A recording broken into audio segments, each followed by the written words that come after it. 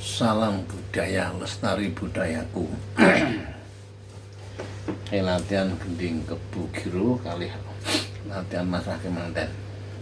Terus kalau ini masake manten wonten ing Semarang, wonten ing Bojong Salaman, namung boten direkam awit tamune saking Yojo sami jumeneng sedaya teng wingking kula tentes men rekam iki.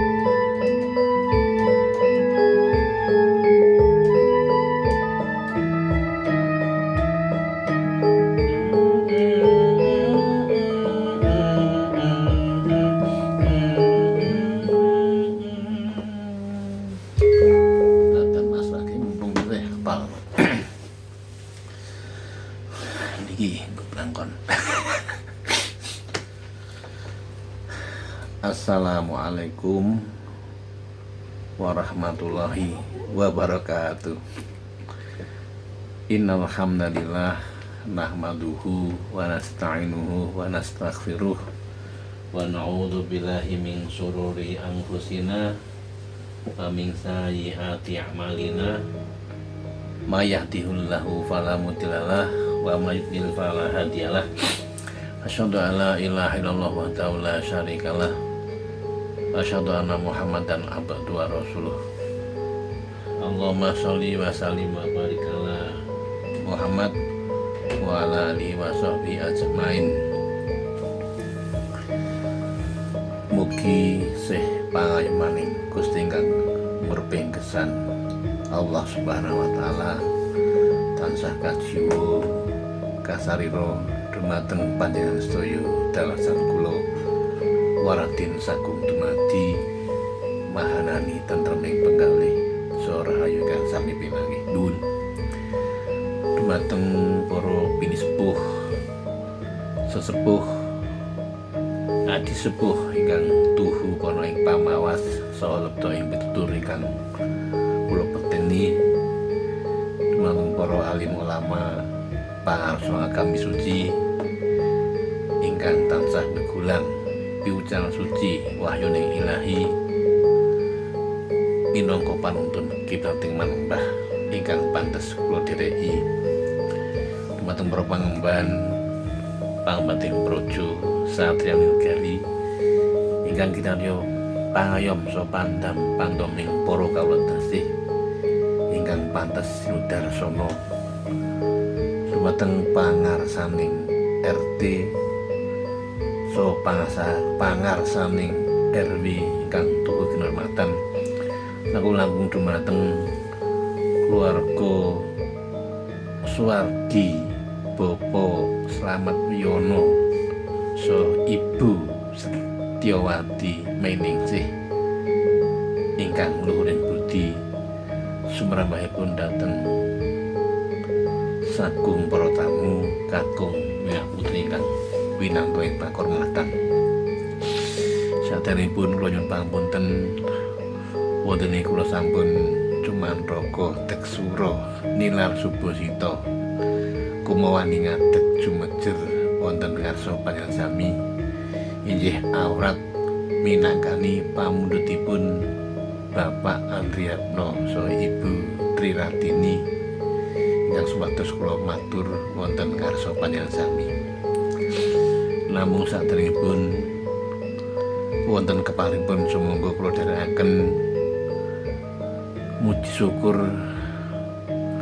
wonten ngarsa dalem Allah Subhanahu wa taala ingkang sampun babar kanugrahan ingkang mawurahan dumateng panjenengan sedaya dalasan kula awujud pitedah gesang kawilujengan saha kabagas warasan satemah wonten ing ari kaliyan menika panjenengan dasan kula saged nyawiji silaturahmi wonten ing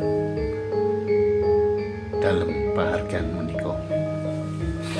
Sholawat lan salam mugi tansah kaparingna dumateng junjungan kita Gusti Kanjeng Jagat Kanjeng Nabi Muhammad sallallahu alaihi wasallam ingkang tansah kita antu-antu syafaat pitulunganipun wonten ing dinten akhir samangke.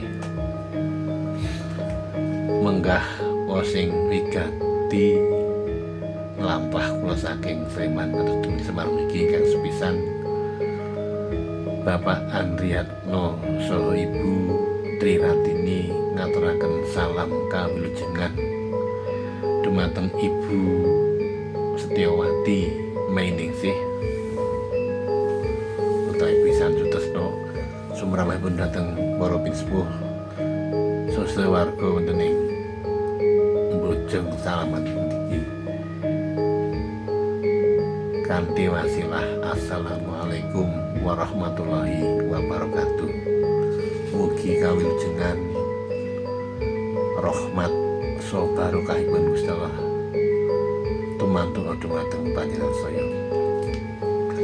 Atur ingkang kalih Bapak Andriatno sekalian nuhoni dawuhipun Ibu Setyawati Mainningsih duk rikala dinten Ahad Kliwon Surya kaping 18 wulan Desember warsa 2019 sampun masrahaken atmaja kakung kinasihipun ingkang sedherek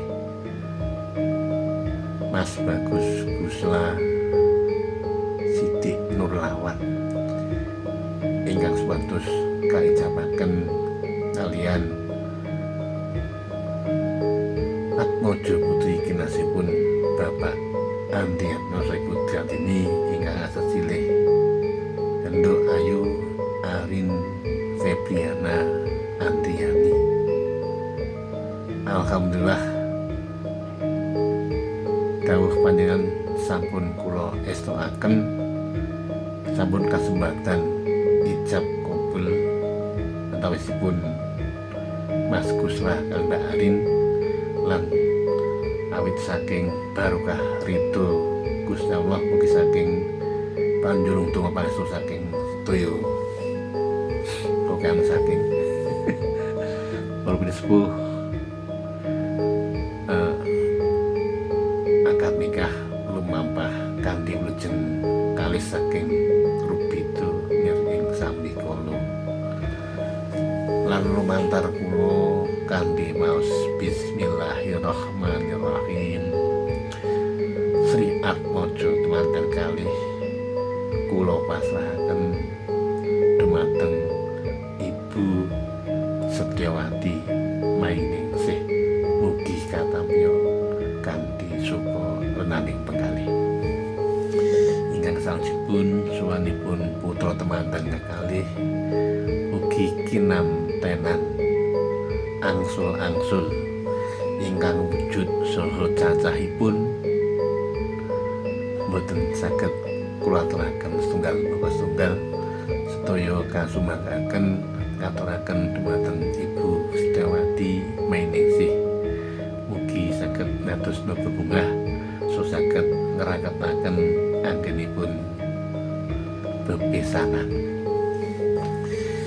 Ingkang salajengipun Bapak Andriatno sekalian nyuwun dumateng Ibu Setyawati saha para pinsepuh wonten ing Bojong Salaman bebelih samangke putra temanten kalih cumondhok wonten ing mriki mugi panjenengan kersa paring mawarah piwucal mulang muruk pangguluwentah dumateng Genduk Ayu Arin Febriana Andriani supados mangertosi tatanan wonten ing keluarga saha masyarakat mriki lan saged dados keluarga ingkang sakinah mawaddah warahmah bekti dumateng tiyang sepuh saged minangkani menapa ingkang dados kekudanganipun tiyang sepuh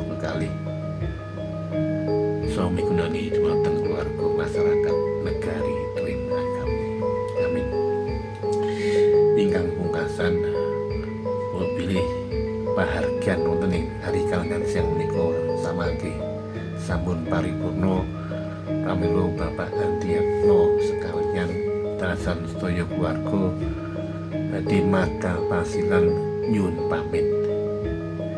Nyuwun tambahing paestu mugi lampah kula saking Bojong Salaman ngantos dumugi Sleman Ngayogyakarta tansah winantu ing karahayon kawijengan dumugi griya kula sowan-sowan.